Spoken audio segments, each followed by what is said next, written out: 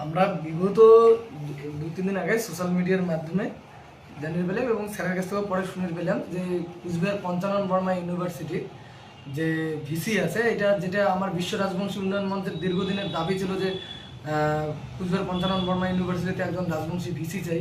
সেই দাবির বা সেই যাই হোক ভিত্তি করেই হোক বা যেমন করে হোক আমরা একজন ভিসি পাইছিলাম, নিখিলেশ রায়।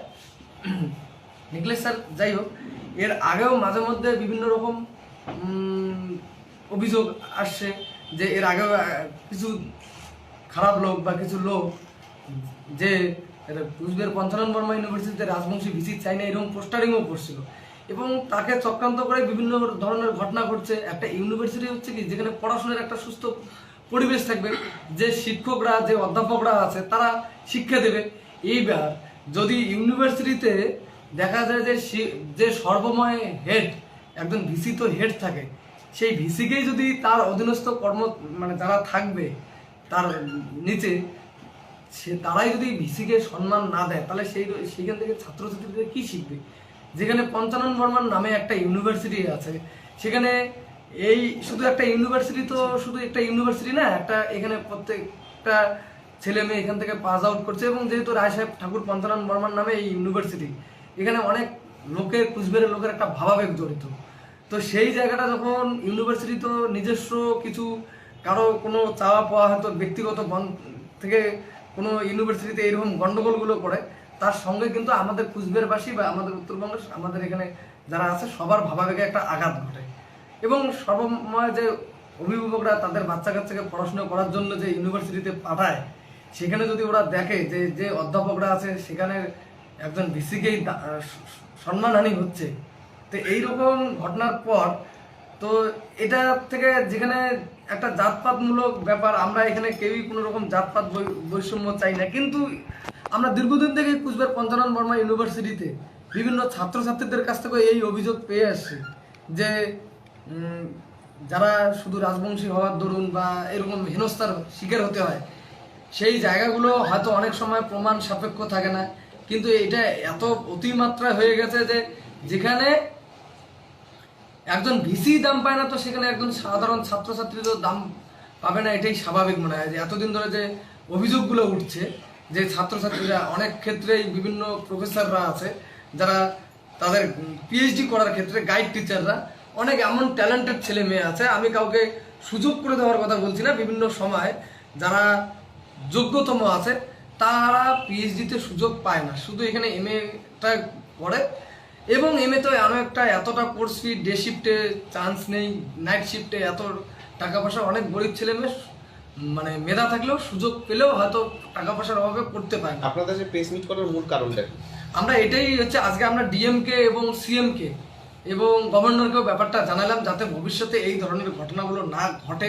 আমরা কুচবিহার প্রেস কনফারেন্সের মাধ্যমে আমরা কুচবিহারবাসী এবং সমাজের সকল স্তরের মানুষের কাছে জানাচ্ছি যে আমরা কোনো রকম কোনো বৈষম্য বা এরকম না চাই এবং এই ঘটনাটা আমরা সমাজের প্রত্যেক স্তরের মানুষের কাছ থেকে প্রতিবাদ এবং যাতে দোষীরা যারা এরকম ভিসিকে অপদস্থ বা হেনস্থা করছে তারা যদি অবিলম্বে শাস্তি না পায়, আমরা যত রাজবংশী সমন্বয়ের যে অন্যান্য সংগঠনগুলো আছে আমরা সব আলোচনা আমাদের চলছে অলরেডি বিভিন্ন পর্যায়ে, আমরা কিন্তু এর পরবর্তীতে আরো বড়সড় ধরনের আন্দোলন বা বড়সড় ধরনের ব্যবস্থা নিতে বাধ্য হব। কিরকম আন্দোলন করার কথা চিন্তা ভাবনা করছেন?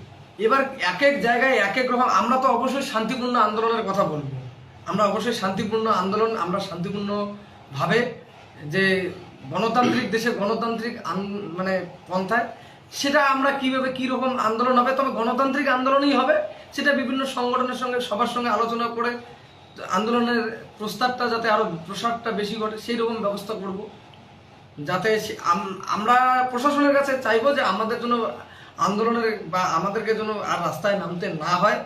আমরা প্রশাসনের কাছে বিমাত্রিক সুলভ কোনো আচরণ চাই না, আমরা প্রশাসনের কাছে একটা নিরপেক্ষ দাবি করছি। আর তার সাথে আজকে আর একটা কথা না বললেও নয়, নিখিলেশ স্যারকে নিয়ে আজকে একটা কিছুদিন আগেই সোশ্যাল মিডিয়ায় বিভিন্ন ফেসবুকে ভাইরাল হচ্ছে, তো ব্যাপারটা প্রশাসনের উচিত যে এই ব্যাপারটা অবিলম্বে নিরপেক্ষভাবেই তদন্ত করা উচিত।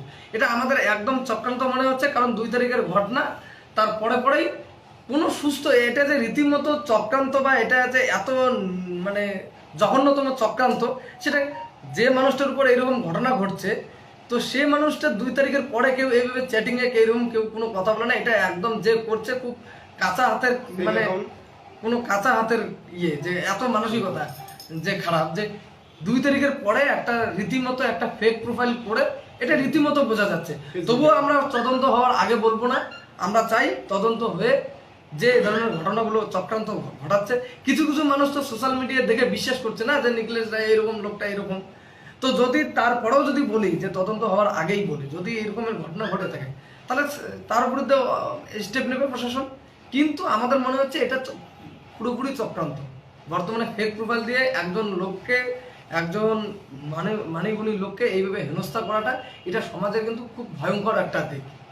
একটা শিক্ষা কেন্দ্রে পুলিশের উপস্থিতি বা পুলিশ মাঝে মধ্যেই যেতে হচ্ছে, বিষয়টা কিভাবে দিচ্ছে? এটাই তো আমাদের লজ্জা যে পঞ্চানন রায় সাহেব ঠাকুর পঞ্চানন বর্মা নামে ইউনিভার্সিটি, এখান থেকে মানে খারাপ কাজে শিরোনামে উঠে আসছে। ভালো কাজে আমরা চাচ্ছি এখান থেকে ভালো ভালো ছাত্র তৈরি হবে, ভালো ভালো মানুষ তৈরি হবে, সেই দিক দিয়ে নাম উজ্জ্বল হবে। এই যে মাঝে মধ্যে পুলিশ যেতে হচ্ছে, এটাই তো আমাদের কাছে লজ্জার। এটাই প্রশাসনকে খুব কঠোরভাবে দেখতে বলবো এবং সমাজের সকল স্তরের মানুষকেই বলবো যাতে এই ধরনের ঘটনাটা না ঘটে।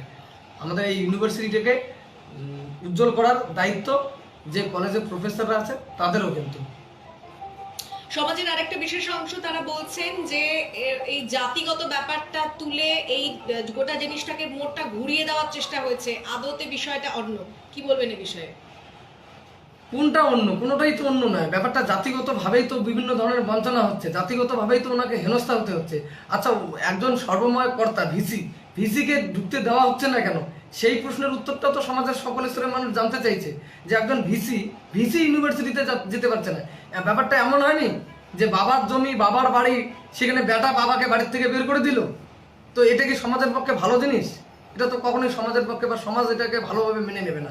একজন ইউনিভার্সিটিতে সর্বময় কর্তা তো ভিসি, তাকে ইউনিভার্সিটিতে ঢুকতে দেওয়া হচ্ছে না, তার গাড়িকে পাঠিয়ে দেওয়া হচ্ছে। এবার জাতিগত ব্যাপারটা এটাই প্রকাশ্য যখন ইউনিভার্সিটিতে চলে আসছিল যে এর আগে বিভিন্ন কিছু শ্রেণীর লোক, তখন সমাজের সেই লোকগুলোর কাছে জানতে চাইছি যে পঞ্চানন বর্মা ইউনিভার্সিটিতে রাজবংশী ভিসি চাই না, এটা কি জাতিগত কোনো বৈষম্য নয়? যখন বিভিন্ন সময় বিভিন্ন ইউনিভার্সিটিতে বিভিন্ন ভিসি আছে, আমরা কিন্তু কখনো তার প্রতিবাদ করিনি। আমাদের দাবি ছিল একজন রাজবংশী ভিসি চাই, আমরা কিন্তু তার বিরুদ্ধে বলিনি যে কেন ইনি আছে। তো যে কেউ হবে, তো সেই জায়গায় ওনাকে পদে পদে হেনস্থা হতে হচ্ছে শুধু রাজবংশী বলেই। কারণ অন্য কোনো কারণ তো ওরা দেখাতে পারেনি যে একজন ভিসিকে কেন বের করে দিতে হবে। অস্থায়ী কর্মচারীরা দাবি করছে যে ভিসি তাদের নামে মিথ্যা মামলা দায়ের করেছে। এবার সেটা ব্যাপারটা তো খোলা করে বলতে হবে, প্রকাশ।